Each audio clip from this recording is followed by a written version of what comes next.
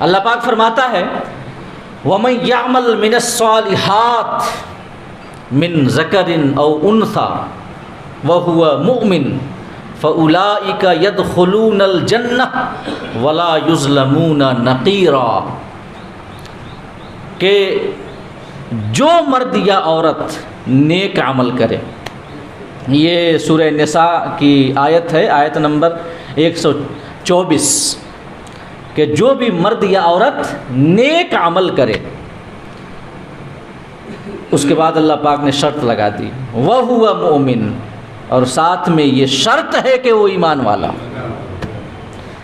फ़उलाइका यदखुलूनल जन्नह, वही लोग जन्नत में दाखिल होंगे जो ईमान की शर्त के साथ नेकियां करे, वही जन्नत में दाखिल होंगे। और कल क़यामत के रोज़ तिल के बराबर भी उनके ऊपर जुल्म नहीं किया जाएगा। यह आयत करीमा सरी है इस बाब में कि बग़ैर ईमान के नेकियां कबूल नहीं हैं। अगर कोई नेकियां लेकर जाए अल्लाह की बारगाह में मगर ईमान न हो, अक़ायद दुरुस्त न हो, तो उसकी जो नेकियां हैं और उसके अमाल सालिहा हैं उनके साथ क्या मामला करेगा। अल्लाह पाक सूरह फुरक़ान में आयत नंबर 23 है, इरशाद फरमाता है कि वक़दिमना इला मा अमिलू मिन अमलिन फ़जअलनाहु हबाअम मनसूरा,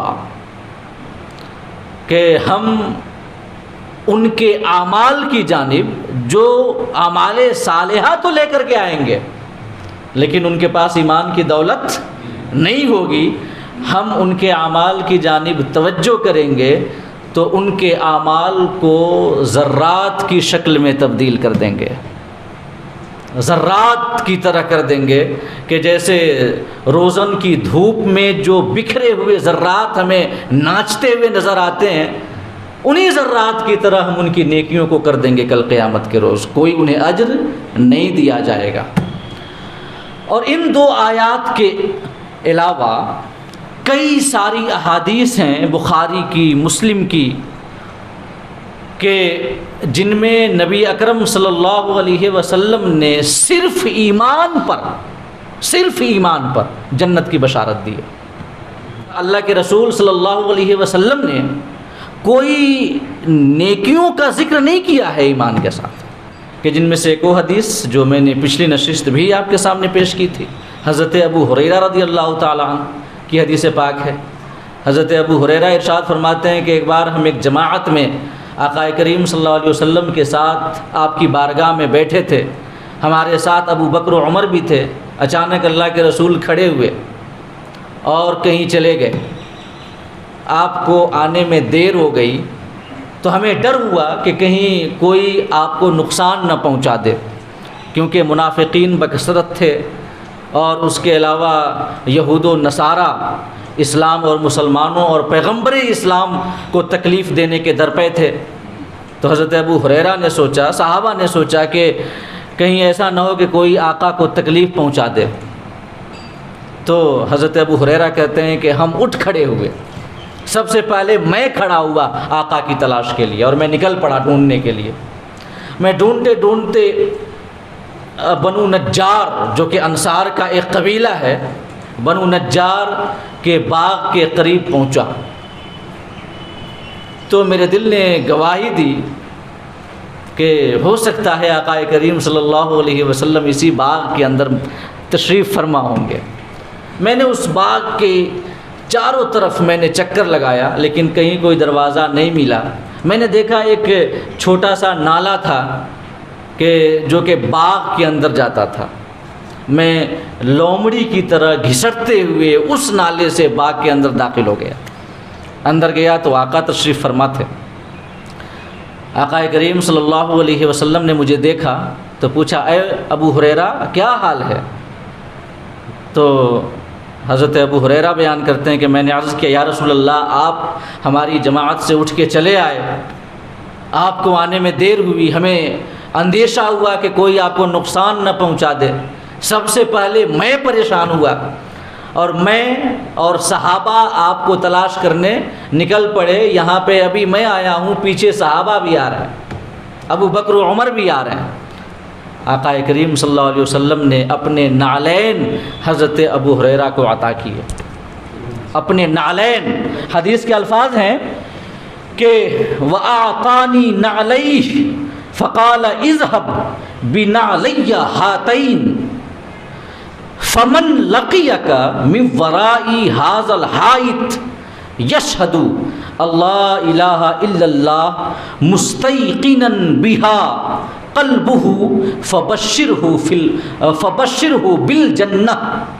आका ने अपने नालैन हज़रत अबू हुरैरा को इनायत किए और इरशाद फरमाया कि मेरे ये नालैन ले जाओ और इस दीवार से बाहर जिससे भी तुम्हारी मुलाकात हो और वो शख्स ला इलाहा इल्लल्लाह की गवाही देने वाला हो और उसका दिल अल्लाह की वहदानियत पर यकीन रखने वाला हो, तो मेरी जानिब से उसे जन्नत की बशारत दे दो, आका ने फरमाया।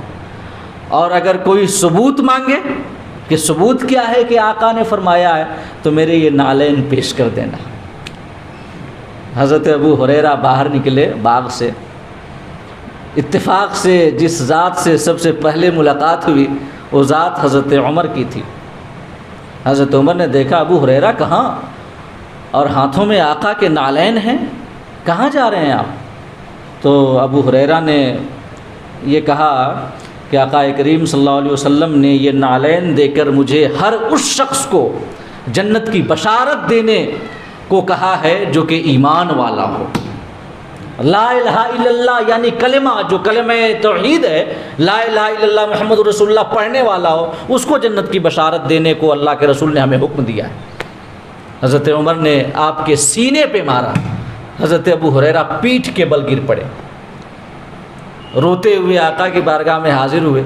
रोते हुए आका की बारगाह में हाजिर हुए तो सिसक रहे थे बच्चों की तरह, कि जो बच्चा बड़ी देर से रो रहा हो और वो अपनी माँ की गोद में चला जाए, तो फिर उस वक्त बच्चा जो सिसकता है कि उसे एक गुनाह करार भी आ जाता है और उसका रोना भी चालू रहता है। तो वही कैफियत तारी थी हज़रत अबू हुरैरा की। आका ने देखा तो पूछा, अबू हुरैरा क्या हुआ, आप रोते हुए क्यों आ रहे हैं? हज़रत अबू हुरैरा ने अर्ज़ किया, या रसूल अल्लाह, आपने हुक्म दिया था कि जो भी ईमान वाला मिले उसे जन्नत की बशारत दे देना। तो उमर मिले, मैंने बशारत दी तो उन्होंने मुझे ज़रब लगाई और मुझे ढकेल दिया, मैं गिर गया। तब तक पीछे से हज़रत उमर भी आ गए। आका ने पूछा, उमर, मैंने इसे हुक्म दिया था बशारत देने के लिए, फिर तूने ऐसा बर्ताव इनके साथ क्यों किया? तो हज़रत उमर ने अर्ज़ किया, या रसूल अल्लाह, अगर ये बशारत आम हो जाए तो लोग इस पे भरोसा करके अमल करना छोड़ देंगे, इसी में भरोसा कर लेंगे, अमल करना छोड़ देंगे। तो या रसूल अल्लाह, हमारी आपसे गुजारिश है कि इस बशारत को आम न करें। आका करीम सल्लल्लाहु अलैहि वसल्लम ने फरमाया कि हाँ, छोड़ दो, उन्हें अमल करने दो। ये हदीस इमाम मुस्लिम ने इसकी तखरीज की है कि इस हदीस में आका करीम ने महज ईमान पर, जो अल्लाह पर ईमान रखता हो, रसूल की रिसालत पे ईमान रखता हो, उसको जन्नत की बशारत दी। और एक और हदीस हज़रत जाबिर बिन अब्दुल्लाह रज़ियल्लाहु ताला अन्हु से मरवी, इसकी तखरीज भी इमाम मुस्लिम ने की है कि आका ने फरमाया, सिनतान मूजिबतान, दो ऐसी चीज़ें हैं जो वाजिब करती हैं। आका ने फरमाया, दो चीज़ें ऐसी हैं जो वाजिब करती हैं। एक शख्स ने अर्ज़ किया, या रसूल अल्लाह, मल मूजिबतान, वो क्या दो चीज़ें हैं, वो क्या वाजिब करती हैं?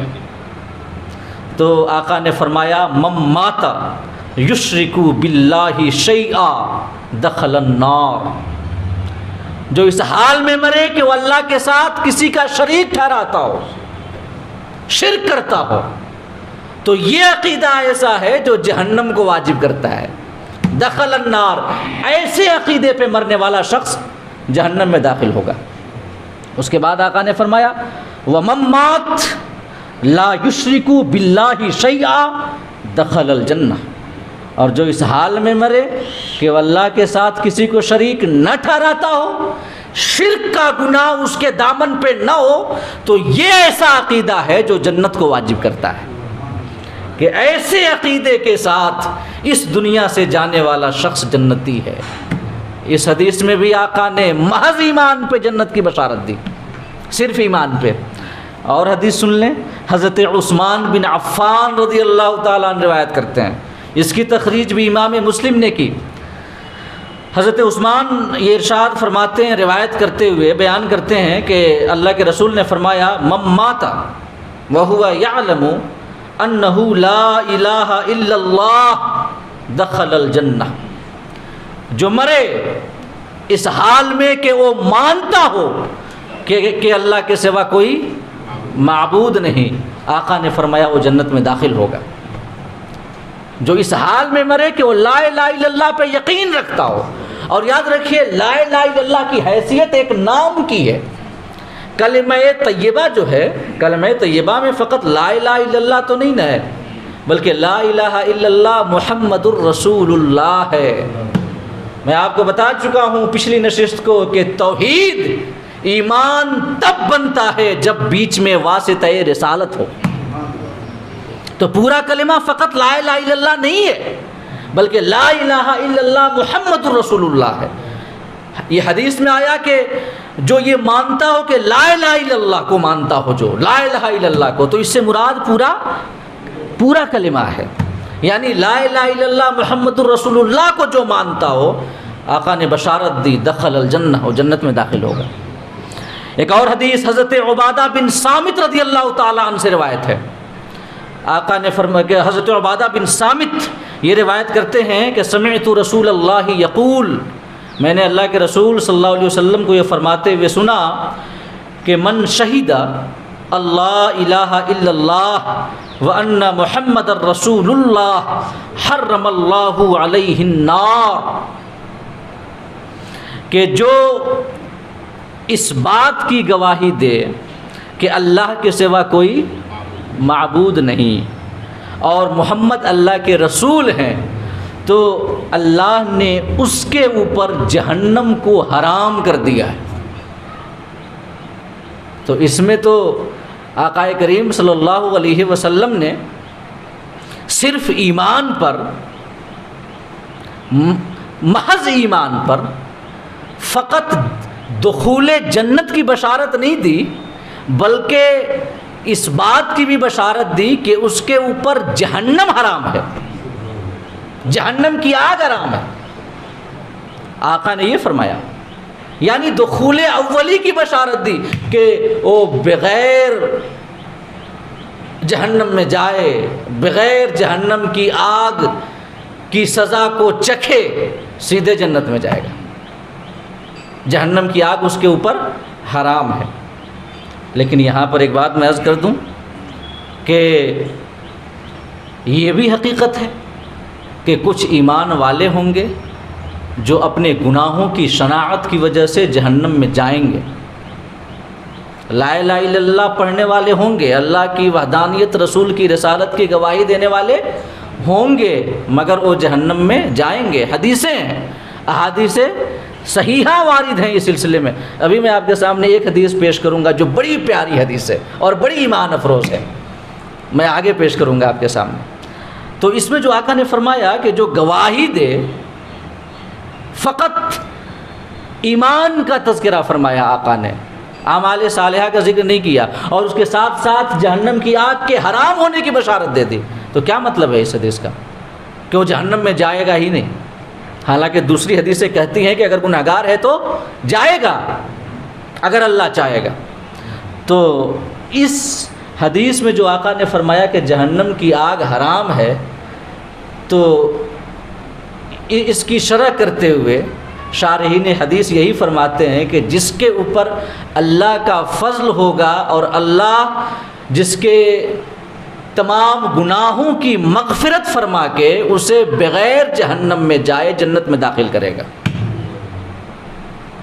जो अगर गुनहगार होगा तो अल्लाह अपने फ़ज़ल से, अपने करम से, कानून तो वही है कि अगर गुनहगार है तो उसको सज़ा मिलेगी, मगर अल्लाह का फ़ज़ल हो तो, अगर अल्लाह चाहे माफ़ करना तो उसे कौन रोक सकता है? वो माफ़ कर सकता है, वो हर चीज़ पे कादिर है। तो यहाँ पे अल्लाह के फ़ज़ल की बात है कि जो ईमान वाला हो और उस पर अल्लाह का फ़ज़ल हो, अल्लाह उसे माफ़ कर दे तो अगरचे वो गुनाहगार हो, लेकिन उसके ऊपर जहन्नम की आग हराम है। तो इस हदीस की तखरीज इमाम मुस्लिम ने की। तो इसमें भी ईमान पे जहन्नम की नहीं, जहन्नम की आग के हराम होने और जन्नत की बशारत का आक़ा करीम सल्लल्लाहु अलैहि वसल्लम ने तज़किरा किया। और एक हदीस इस सिलसिले की आखिरी हदीस मैं आपके सामने पेश कर दूँ। हज़रत अबू ज़र ग़िफ़ारी रज़ी अल्लाह ताला अन्हु रिवायत करते हैं कि मैं एक बार आक़ा करीम सल्लल्लाहु अलैहि वसल्लम की बारगाह में हाज़िर हुआ। हज़रत अबू ज़र ग़िफ़ारी के एक बार मैं हाज़िर हुआ आक़ा की बारगाह में। आक़ा ने सफ़ेद कपड़ा ज़ेबतन किया हुआ था और आप सो रहे थे। मैं वापस चला आया। फिर कुछ देर के बाद हाज़िर हुआ तो आक़ा करीम सल्लल्लाहु अलैहि वसल्लम बेदार हो चुके थे। कुछ देर के बाद जब हाज़िर हुआ तो आक़ा ने फ़रमाया, मा मिन अब्दिन क़ाल ला इलाहा इल्लल्लाह सुम्मा मात अला ज़ालिक इल्ला दखलल जन्नह। आक़ा ने फ़रमाया, जो बंदा ला इलाहा इल्लल्लाह का इक़रार करे, दिल की तस्दीक़ के साथ ज़बान से इक़रार करे कलिमे का, ला इलाहा इल्लल्लाह मुहम्मदुर रसूलुल्लाह, इसका इक़रार करे, तो आक़ा ने फ़रमाया सुम्मा मात अला ज़ालिक, और फिर इसी इक़रार पे वो मर जाए, उसे मौत आ जाए इस हाल में कि वो कलिमे तय्यबा की तस्दीक़ करने वाला हो और उसका इक़रार करने वाला हो, तो आक़ा ने फ़रमाया दखलल जन्नह, वो जन्नत में दाखिल होगा। आक़ा ने बशारत दी वो जन्नत में दाखिल होगा। तो हज़रत अबू ज़र बयान करते हैं कि मैंने अर्ज़ किया, क़ुल्तु, मैंने अर्ज़ किया, व इन ज़ना व इन सरक़ा, या रसूलल्लाह अगरचे वो ज़िना करे और चोरी करे, अगरचे वो ज़िना करे और चोरी करे। आक़ा ने फ़रमाया व इन ज़ना व इन सरक़ा, अगरचे वो ज़िना करे और चोरी करे। हज़रत अबू ज़र ग़िफ़ारी ने दूसरी बार अर्ज़ किया, या रसूलल्लाह व इन ज़ना व इन सरक़ा, अगरचे वो ज़िना का इर्तिकाब करने वाला और चोरी का इर्तिकाब करने वाला हो। आक़ा ने दूसरी बार भी फरमाया व इन ज़ना व इन सरक़ा, अगरचे वो ज़ानी हो, अगरचे वो चोर हो। हज़रत अबू ज़र ने तीसरी बार फिर यही अर्ज़ किया, व इन ज़ना व इन सरक़ा, या रसूलल्लाह अगरचे वो ज़ानी हो, चोर हो, वो फिर भी जन्नत में जाएगा। आक़ा करीम ने तीसरी बार भी फरमाया व इन ज़ना व इन सरक़ा अला रग़मी अनफ़ी अबी ज़र, अगरचे वो ज़ानी हो, अगरचे वो चोर हो, अय अबू ज़र तुम्हारी नाक खाक आलूद हो। ये अरबी ज़बान में मोहब्बत का जुमला है, बड़े छोटों को मोहब्बत से ये कहते हैं। तो आक़ा ने मोहब्बतन फरमाया, अय अबू ज़र तुम्हारी नाक खाक आलूद हो, बार बार पूछ रहे हो, बार बार सवाल कर रहे हो, अगरचे वो ज़ानी हो, अगरचे वो चोर हो, लेकिन अगर वो अल्लाह की वहदानियत, रसूल की रिसालत की तस्दीक करने वाला हो, इकरार करने वाला हो कलिमा तय्यबा का, और उसी ईमान की हालत में उसे मौत आ जाए तो जन्नती है। और इसकी भी वजाहत वही है कि अगर अल्लाह चाहे तो माफ़ करके उसे सीधे जन्नत में दाखिल कर दे, और अगर अल्लाह चाहे तो उसे ये पहले सज़ा दे फिर उसके बाद जन्नत में दाखिल करे। तो ये 5 हदीसें हैं। और ये आखिरी हदीस जो मैंने आपके सामने पेश की, हज़रत अबू ज़र ग़िफ़ारी रज़ी अल्लाह ताला अन्हु जब भी इस हदीस को बयान करते तो आका का जो आखिरी जुमला था कि अबू ज़र तुम्हारी नाक खाक आलूद हो, तो जब भी हज़रत अबू ज़र इस हदीस की रिवायत करते तो जब आखिरी जुमला आका का इरशाद फरमाते, आखिरी बार जो आका ने फरमाया व इन ज़ना व इन सरक़, तो साथ में आका के इस जुमले को ज़रूर बयान करते कि व इन ज़ना व इन सरक़ व इन रग़िमा अनफ़ू अबी ज़र, अगरचे अबू ज़र की नाक खाक आलूद हो जाए। हज़रत अबू ज़र को ये जुमला इतना प्यारा था। अब महबूब की ज़बान से जो बात निकल जाए, जो जुमला मुहिब के लिए, मुहिब की ज़ात के लिए निकल जाए, वो जुमला तो उसे यकीनन प्यारा होगा ना। हज़रत अली को आक़ाए करीम ने या अबा तुराब कह दिया, या अबा तुराब, ए अबू तुराब, आखिर ऐसे आप ज़मीन पे क्यों लेटे हैं? तो हज़रत अली रज़ी अल्लाह ताला अन्हु को ये कुन्नियत अबू तुराब तमाम कुन्नियतों से ज़्यादा महबूब थी। हालांकि आपकी कुन्नियत अबुल हसन थी, अबुल हसन आपके बड़े बेटे का नाम हज़रत हसन, लेकिन हज़रत अली ज़्यादा पसंद करते थे कि उन्हें अबू तुराब कहा जाए, क्योंकि उनके महबूब ने कहा था, उनके रसूल ने कहा था। तो हज़रत अबू ज़र जब भी इस हदीस को बयान करते तो व इन रग़िबा अनफु अबी ज़र का जुमला ज़रूर जोड़ कर बयान करते हैं। तो ये 5 हदीसें हैं जो महज़ ईमान पे जन्नत की बशारत देती हैं। मगर इसके साथ साथ जो हमारे अक़ीदे में, अक़ीदे हक़्क़ा में दाखिल है, वो ये है कि यकीनन महज़ ईमान कल क़यामत के दिन की नजात के लिए काफ़ी है, लेकिन ये भी साबित है कि कुछ ऐसे मोमिन होंगे जो ईमान वाले होंगे, मगर अपने गुनाहों की शनाअत की वजह से कल क़यामत के रोज़ जहन्नम में भी जाएंगे, और फिर उन्हें या तो अल्लाह के रसूल की शफ़ाअत से, या किसी अल्लाह के मुक़र्रब बंदे की शफ़ाअत से, या महज़ अल्लाह की रहमत से उसे जहन्नम के अज़ाब से छुटकारा मिलेगा। ये भी अहादीस सहीहा से साबित है। तो और इस सिलसिले की एक हदीस जिसकी तखरीज इमाम मुस्लिम ही ने की है, बड़ी प्यारी हदीस है, मैं आपके सामने बयान करना चाहूँगा। हज़रत अब्दुल्लाह बिन मसऊद रज़ियल्लाहु ताला अन्हु बयान करते हैं, इस हदीस के रावी हैं कि आका ने फरमाया कि मैं उस शख्स को अच्छी तरह जानता हूँ जो सबसे आखिरी में जन्नत में दाखिल होगा। आका करीम सल्लल्लाहु अलैहि वसल्लम ने इरशाद फरमाया, मैं उस शख्स को अच्छे तरीक़े से जानता हूँ जो सबसे आखिर में जन्नत में जाएगा। वो ऐसा शख्स होगा कि वो गिरता पड़ता घिसटता हुआ इस हाल में कि जहन्नम की आग उसे जलाती होगी, उसकी जानिब लपटती होगी जहन्नम की आग। तो शख्स किसी तरह गिरते पड़ते घिसटते हुए जहन्नम से बाहर निकलेगा। जब वो शख्स जहन्नम से बाहर निकलेगा और देखेगा जहन्नम को, तो कहेगा कि बड़ी बाबरकत है वो ज़ात जिसने मुझे तुमसे नजात दी। मुझ पर जितना करम मेरे रब का है किसी के ऊपर नहीं है। वो शख्स ये कहेगा कि जितने इनामात व इकरामात और जितनी इनायतें, ज़रा गौर करें कि वो शख्स अभी सिर्फ जहन्नम से निकला है, वो भी गिरते पड़ते घिसटते हुए, लेकिन जब उसे छुटकारा मिल गया जहन्नम से तो कहता है कि जितनी इनायतें रब की मुझ पर हैं किसी की नहीं है।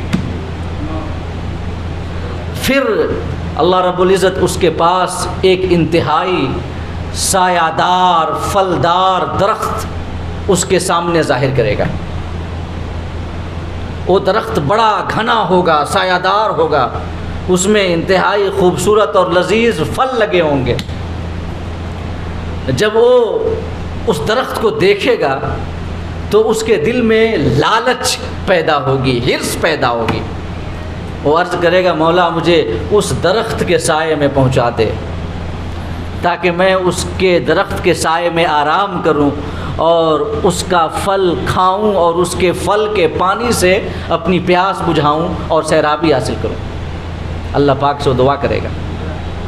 अल्लाह रब्बुल इज़्ज़त उस शख्स से ये इरशाद फरमाएगा कि मेरे बंदे, अगर मैं तुम्हें ये चीज़ दे दूं, उस दरख्त तक मैं तुम्हें पहुंचा दूं, तो उसके बाद तो कुछ नहीं मांगोगे। वो शख्स अर्ज़ करेगा, नहीं मेरे मौला, बस यही एक आरज़ू है कि जहन्नम के करीब हूँ, अभी तक इसकी कुछ गर्मी और इसकी लपट आ रही है, मौला उस घने और सायादार दरख्त तक पहुंचा दे। इसके बाद जब मुझे ये चीज़ हासिल हो जाएगी मैं तुमसे कुछ नहीं मांगूंगा। अल्लाह पाक फरमाएगा तू वादा करता है? वो शख्स अर्ज़ करेगा हाँ मौला मैं वादा करता हूँ। अल्लाह पाक उससे वादा लेगा और उस दरख्त तक उसे पहुँचा देगा। वो शख्स उस दरख्त के साए में आराम करेगा, उस दरख्त के फलों को खाएगा। फिर अल्लाह पाक उसके सामने एक ऐसा दरख्त ज़ाहिर करेगा जो इससे ज़्यादा घना होगा और इससे बेहतरीन फल लगे होंगे उसकी शाखों पे, इससे भी अच्छे और बड़े और लजीज और ख़ूबसूरत फल होंगे, और उसका जो साया होगा इसके साये से भी ज़्यादा घना होगा। तो आप जानते हैं इंसान लालची पैदा ही किया गया है। वो भूल जाएगा कि मैंने रब से क्या वादा किया था अभी। वो फिर अर्ज़ कर बैठेगा मौला मैं ये चाहता हूँ कि तू मुझ पे करम करे और मुझे उस दरख्त तक पहुँचा दे। अल्लाह पाक फरमाएगा कि बंदे तो कितना लालची है, अभी तूने वादा किया था, मुआहदा किया था बाज़ाब्ता कि बस ये चीज़ इस दरख्त तक मैं पहुंच जाऊं मौला फिर कुछ नहीं मांगूंगा। फिर तुम्हारी आरज़ुएं बढ़ गई, वो फिर दोबारा पक्का वादा करेगा मौला पक्का मुआहदा करता हूं इसके बाद कुछ नहीं मांगूंगा, बस उस दरख्त तक मुझे पहुंचा दे। अल्लाह पाक करम फरमाएगा, पहले पक्का मुआहदा लेगा उससे, पक्का वादा लेगा, फिर उसके बाद अल्लाह रब्बुल इज़्ज़त उसको उस दरख्त के पास पहुंचाएगा, दूसरे दरख्त के पास। तो वो शख्स उस दरख्त के साए में आराम करेगा, उसके फलों को खाएगा।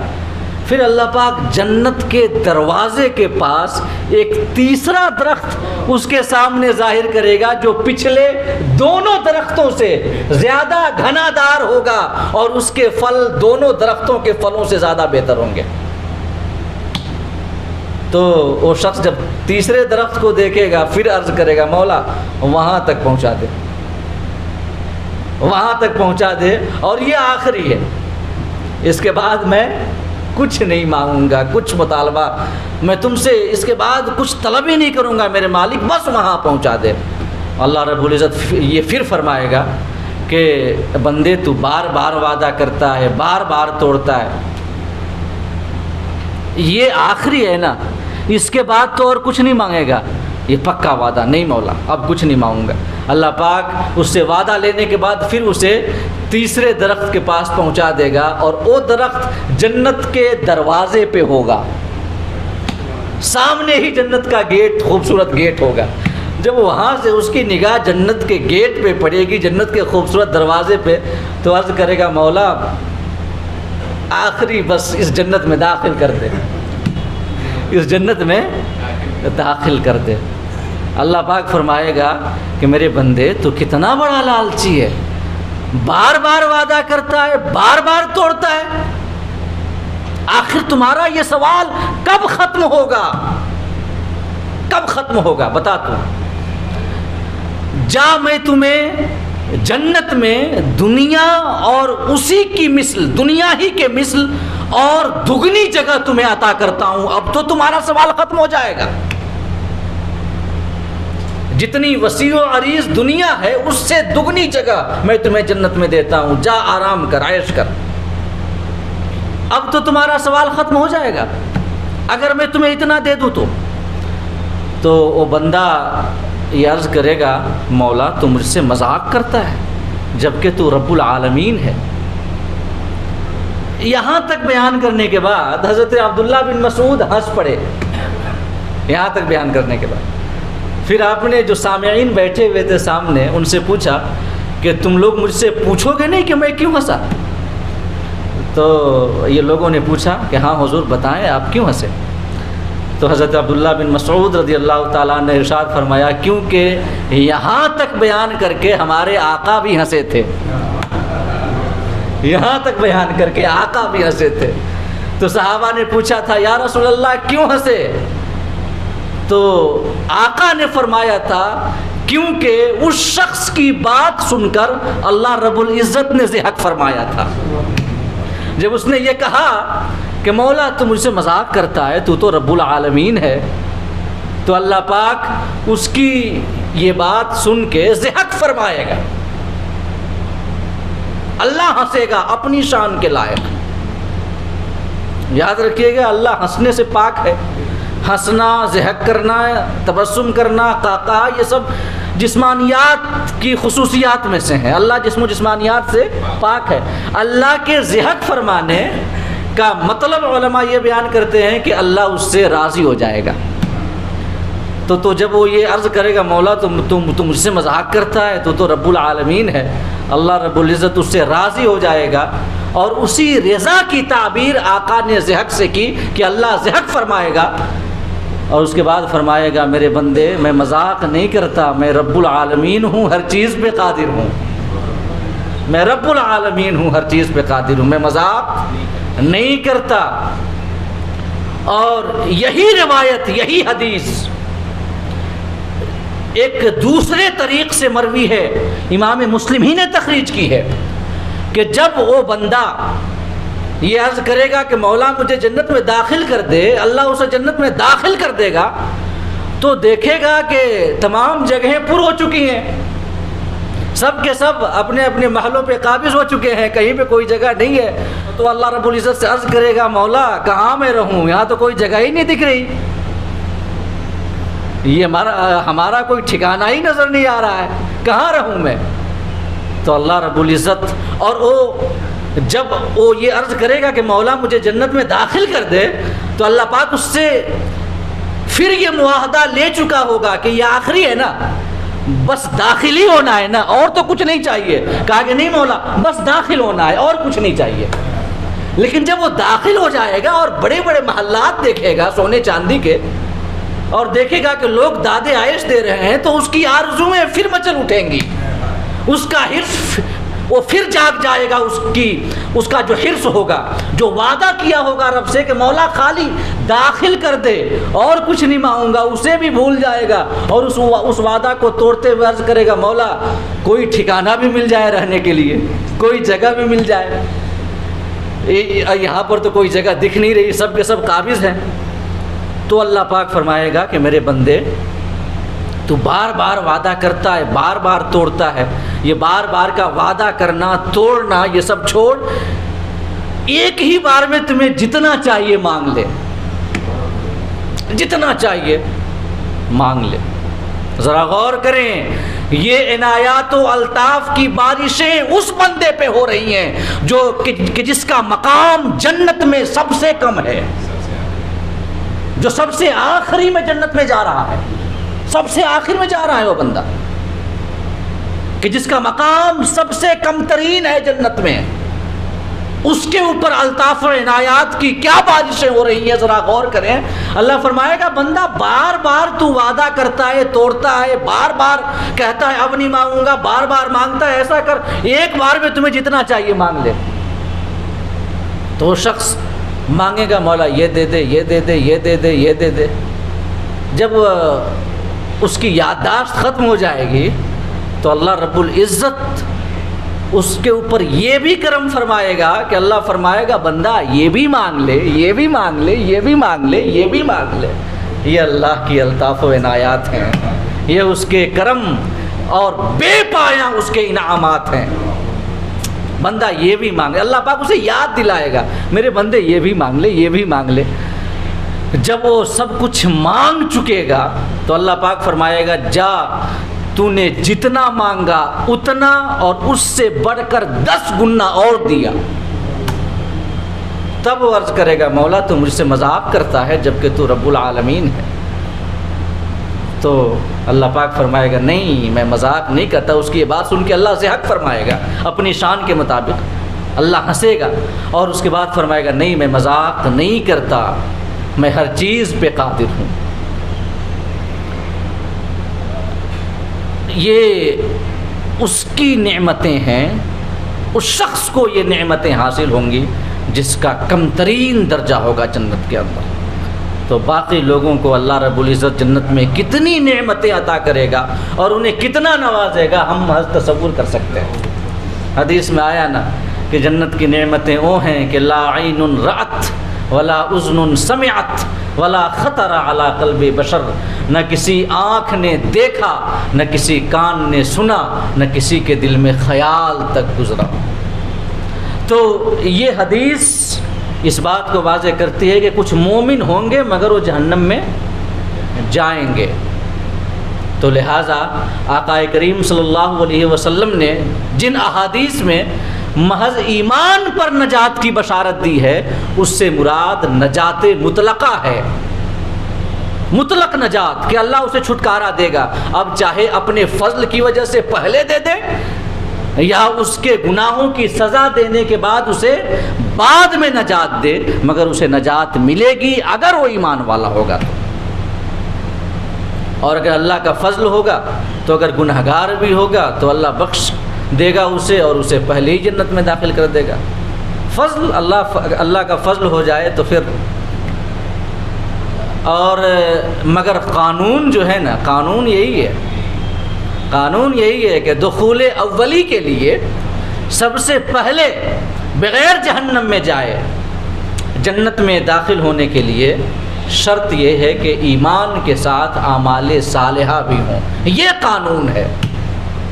और बाकी फज़ल अल्लाह मेहरबान तो गधा भी पहलवान हो जाएगा, वो एक अलग मसला है, लेकिन कानून यही है। अगर आप कुरान मजीद का मुताला करें तो अक्सर जगहों पे जहाँ अल्लाह रब्बुल इज़्ज़त ने जन्नत की बशारत दी है, वहाँ पर ईमान के साथ साथ आमाले सालिहा का भी तज़किरा फरमाया है। सूरह बकरा में आयत नंबर 82 है, अल्लाह इरशाद फरमाता है वल्लज़ीना आमनू व अमिलुस्सालिहात उलाइका अस्हाबुल जन्नह हुम फ़ीहा खालिदून। जो ईमान लाए और आमाले सालिहा किए वही लोग जन्नती हैं, वो जन्नत में हमेशा रहेंगे। ईमान प्लस आमाले सालिहा। उसके बाद सूरह बकरा ही में आयत नंबर 277 है, इन्नल्लज़ीना आमनू व अमिलुस्सालिहात व अक़ामुस्सलाह व आतुज़्ज़काह लहुम अज्रुहुम इंदा रब्बिहिम वला खौफुन अलैहिम वला हुम यहज़नून। जो लोग ईमान लाए, नेक अमल किए और नमाज़ें कायम की, ज़कातें अदा की, उनको उनके रब की बारगाह में अज्र दिया जाएगा और उन्हें न तो कोई डर होगा न तो कोई गम होगा। ईमान प्लस आमाले सालिहा। उसके बाद आप देख लें, अल्लाह पाक एक और जगह फरमाता है सूरह निसा में आयत नंबर 122 है, वल्लज़ीना आमनू व अमिलुस्सालिहात सनुदखिलुहुम जन्नातिन तजरी मिन तहतिहल अनहार खालिदीना फ़ीहा अबदा वअदल्लाहि हक़्क़ा व मन अस्दक़ु मिनल्लाहि क़ीला। कि जिन लोगों ने ईमान लाया और नेक अमल किए, हम उनको ऐसी जन्नतों में दाखिल करेंगे जिनके नीचे नहरें जारी होंगी और उनमें हमेशा रहेंगे। ये अल्लाह का सच्चा वादा है और अल्लाह से ज़्यादा सच्चा और कोई नहीं है। आप सूरह 3 को देख लें, अल्लाह फरमाता है खलक़नल इंसान लक़द खलक़नल इंसान फ़ी अहसनी तक़वीम। हमने इंसान को सबसे खूबसूरत बनाया। उसके बाद फरमाया सुम्मा रददनाहु अस्फला साफिलीन, फिर हमने उसे जहन्नम के सबसे निचले गड्ढे में फेंक दिया, सबसे निचले गड्ढे में उसे फेर दिया, जो सबसे जहन्नम का निचला तबका है। अल्लाह ने पहले जहन्नमियों का तज़किरा किया, उसके बाद जब जन्नतियों का तज़किरा किया तो फरमाया इल्लल्लज़ीना आमनू व अमिलुस्सालिहात फ़लहुम अज्रुन गैरु ममनून। कि जिन लोगों ने ईमान लाया, नेक अमल किया, तो उनके लिए ना ख़त्म होने वाला अज्र है। यहाँ पर भी अल्लाह ने पहले जहन्नमियों का तज़किरा किया, बाद में जन्नतियों का। जहन्नमियों की कसरत होगी और जन्नतियों की किल्लत होगी बनिस्बत जहन्नमियों के। तो जब अल्लाह ने जन्नतियों का तज़किरा किया, यहाँ पर भी फरमाया ईमान प्लस आमाले सालिहा। सूरह अस्र सबको याद है, वल अस्र इन्नल इंसान लफ़ी खुस्र, के कसम है महबूब तेरे ज़माने की इंसान खसारे में है, ज़रूर खसारे में है। उसके बाद जो खसारे में नहीं हैं, जब उनका तज़किरा किया तो 4 सिफ़तें गिनाई, इल्लल्लज़ीना आमनू, ईमान लाया जिन्होंने, वामिलुस्सालिहात, और नेक अमल किया जिन लोगों ने, और 2 और सिफ़तें बढ़ा दी, वतवासौ बिल हक़, एक दूसरे को हक़ की वसीयत करते रहे, वतवासौ बिस्सब्र, और एक दूसरे को सब्र की वसीयत करते रहे। यहाँ पर ईमान प्लस आमाले सालिहा, ये कानून है। बाकी अल्लाह का फज़ल, अगर अल्लाह चाहे तो अगर गुनाहगार हो, लाख गुनाह हो, अल्लाह उसके गुनाहों को माफ़ कर दे और जन्नत में दाखिल कर दे। कौन उसे रोक सकता है? वो हर चीज़ पे कादिर है। और आखिर में मैं ये आपको बताना चाहूँगा कि जब कानून ये है कि दुखूल अव्वली की बुनियाद ईमान और आमाल सालिहा पर है, लिहाजा बेहतर सौदा यही है कि हम अपने नाम आमाल को जितना ज़्यादा हो आमाल सालिहा से मुज़य्यन करें, जितना ज़्यादा हो नेकियां करें, अपने नाम आमाल में नेकियों की कसरत करें। यकीनन जो हम अहले सुन्नत वल जमाअत के यहाँ एक बड़ी आम वबा फैल गई है कि हम तो सुन्नी हैं, हम सुन्नी हैं, हम अकायद हक्का वाले हैं, हम नबी की शफाअत वाले हैं, औलिया की शफाअत वाले हैं, हमारे लिए रसूल शफाअत करेंगे, गौर शफाअत करेंगे, अल्लाह के नेक बंदे शफाअत करेंगे, जहन्नम तो हमें छू कर भी नहीं गुजरेगा, हम तो जाएंगे ही नहीं, हम तो सीधे जन्नत में जाएंगे। और बेअमली जो आम हो गई है, तो एक तो शफाअत पर उम्मीद और उसके अलावा अल्लाह रब्बुल इज़्ज़त ने मग़फ़िरत का वादा किया है, ये उम्मीदें। हालांकि एक बात मैं बता दूं आपको, हदीस सही में आया कि क़यामत की निशानी ये है कि लोग मग़फ़िरत की उम्मीद पे गुनाह करेंगे, बख्शिश की उम्मीद पे गुनाह करेंगे। आक़ाए करीम ने इसे क़यामत की निशानियों में से गिनाया। और बाकी अल्लाह की मग़फ़िरत का वादा मुतलक़न वादा अल्लाह ने कभी नहीं किया है। अल्लाह रब्बुल इज़्ज़त ने वादा किया है तो वो मुक़य्यद है खुदा की मशीयत के साथ। अल्लाह जिसको चाहेगा उसको बख्शेगा, कोई ज़मानत नहीं दे सकता इस बात की कि हमें बख्शेगा ही। और जहाँ तक बात रही शफाअत की, तो शफाअत की कई कैटेगरी है, मैं कई बार आपको बता चुका हूँ, कई कैटेगरी है। कुछ लोग बग़ैर हिसाब के जन्नत में जाएंगे, कुछ लोग कि जिनका नाम आमाल जब मीज़ान पे तौला जा रहा होगा तो नेकियां कम हो रही होंगी, हुजूर की शफाअत से नेकियां बढ़ा दी जाएंगी। कुछ ऐसे होंगे जो लड़खड़ाते होंगे मीज़ान अमल पे, हुजूर की शफाअत से उन्हें पार लगा दिया जाएगा। और वो पुलसरात से पार होंगे जो लड़खड़ाते होंगे पुलसरात पे और गिर रहे होंगे, आका दुआ करेंगे, शफाअत करेंगे, अल्लाह उन्हें पार कर देगा। कुछ ऐसे होंगे जो गिर चुके होंगे, जहन्नम में होंगे, फिर नबी की शफाअत मिलेगी और अल्लाह उन्हें जहन्नम से निकाल के जन्नत में दाखिल करेगा। तो शफाअत की कई कैटेगरी है। कौन ज़मानत लेता है कि पहली वाली शफाअत मिलेगी बग़ैर हिसाब किताब वाली? हो सकता है हम जहन्नम में चले जाएं, जहन्नम का अज़ाब चख लें, सैकड़ों हज़ारों लाखों साल तक रह लें, फिर उसके बाद शफाअत मिले। हो सकता है कि नहीं हो सकता? तब तक तो जहन्नम की आग को बर्दाश्त करना होगा। लिहाजा हमें चाहिए कि अपने नाम आमाल को आमाल सालिहा से भी मुज़य्यन करें। आक़ा करीम सल्लल्लाहु अलैहि वसल्लम की एक हदीस है कि आका ने एक बार इरशाद फरमाया कि मैं क़यामत के रोज़ अपनी उम्मत को पहचान लूँगा। सहाबा ने अर्ज़ किया, या रसूलल्लाह, वहाँ पे तो हज़रत आदम से लेके ईसा तक तमाम उम्मतें होंगी, हज़रत आदम की भी उम्मत होगी और तमाम अंबिया की उम्मतें होंगी, कैसे पहचानेंगे आप अपनी उम्मतियों को? तो आका ने फरमाया, आरिफुहुम युतूना कुतुबहुम बिअयमानिहिम, मैं अपनी उम्मत के अफराद को ऐसे पहचानूँगा कि उनके नाम आमाल उनके दाने हाथ में दिए जाएंगे। और याद रखिएगा, नेकियों का जो नाम आमाल होगा ना, वो दाने हाथ में दिया जाएगा। आका ने फरमाया, आरिफुहुम बिसीमाहुम फ़ी वजूहिहिम मिन असरि सुजूद, मैं अपनी उम्मत के अफराद को ऐसे पहचानूँगा कि उनकी पेशानियों पर सजदा की निशानियाँ मौजूद होंगी। और एक रिवायत में आया कि हम गुर्रुम मुहज्जलून मिन असरिल वज़ू, वज़ू करने की वजह से उनके आज़ाए वज़ू, हाथ पाँव चमकते होंगे, ऐसे पहचानूँगा। तो आका ने अपनी उम्मत के अफराद की जो निशानियाँ बयान की हैं कि नाम आमाल दाने हाथ पे दिए जाएंगे और पेशानियों पे सजदों के निशान होंगे, आज़ाए वज़ू चमकते होंगे। अगर कल हम जाएं इस हाल में कि दाहिने हाथ में नहीं बल्कि बाएं हाथ में हम गुनाहों का पुलिंदा उठाए हों, हमारी पेशानी तारीक हो, आज़ाए वज़ू तारीक हों, आक़ाए करीम को हम देखें तो एक उम्मत की हैसियत से हमें शर्मिंदा नहीं होना चाहिए कि हमें शर्म नहीं आएगी, ज़रूर आएगी, आनी चाहिए। इसी वजह से इक़बाल ने कहा था, एक आखिरी बात, एक शेर जो इक़बाल ने कहा था, बड़ा प्यारा शेर है, क़ता है दरअसल वो। इक़बाल कहता है कि रोज़े महशर तू गनी अज़ हर दो आलम मन फ़कीर, मौला तू दोनों आलम से बेनियाज है और मैं मोहताज हूँ। रोज़े महशर उज़्र हाय मन पज़ीर, कल क़यामत के रोज़ हमारे उज़्रों को तस्लीम करना, हमें सज़ा न देना, हिसाब न लेना, बल्कि बग़ैर हिसाब किताब के हमें माफ़ कर देना। उसके बाद इक़बाल अर्ज़ करता है वर हिसाबम तू मिबीनी ना गुरेज़, दर्द अज़ निगाहे मुस्तफ़ा पिन्हा बगीर, कि मौला अगर तुम्हारी मशीयत में यही है, कल क़यामत के रोज़ यही हो तुम्हारी मशीयत, क्योंकि मेरा हिसाब लेना ज़रूरी है, तो हिसाब लेना तो मेरे मुस्तफ़ा की निगाहों से छुपा कर मेरा हिसाब लेना, कि शर्मिंदगी न उठानी पड़े आका की बारगाह में।